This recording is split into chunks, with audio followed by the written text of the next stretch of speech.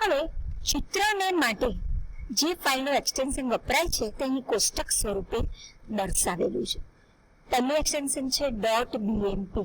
એને કહીશું bitmap file, જેનો ઉપયોગ ડિજિટલ ચિત્રનો સંગ્રહ કરવા માટે થાય છે. પણ એ સંકોચન રહિત ચિત્ર ફાઇલ છે કે જગ્યા વધારે રોકે હંમેશા. .gif એટલે ગ્રાફિકલ ઇન્ટરચેન્જ ફોર્મેટ, લખાણ સાથે નાના ચિત્રો અને વેબ ચિત્રો માટે પણ સામાન્ય મર્યાદિત રંગોનો ઉપયોગ આમાં કરવામાં આવે છે. ત્યાર પછી આવે છે .png. એનું આખું નામ છે પોર્ટેબલ નેટવર્ક ગ્રાફિક ફાઇલ. તો વેબ ચિત્રોનો સંગ્રહ કરવા માટે આ ઉપયોગી છે અને એમાં 32 બીટ રંગોનું સમર્થન થયેલું હોય છે. તો એ GIF નું સુધારેલું સ્વરૂપ છે. .jpeg અથવા તો .jpg. એનું આખું નામ છે joint photographic expert group.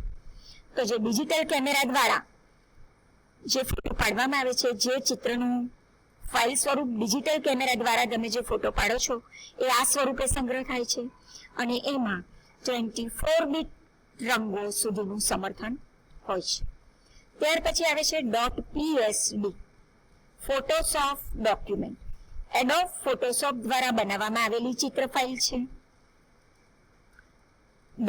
.tif tagged image file અત્યંત ફ્લેક્સિબલ અને પ્લેટફોર્મથી સ્વતંત્ર અને સૌથી વધારે ઉપયોગમાં લેવામાં આવતું સ્વરૂપ છે.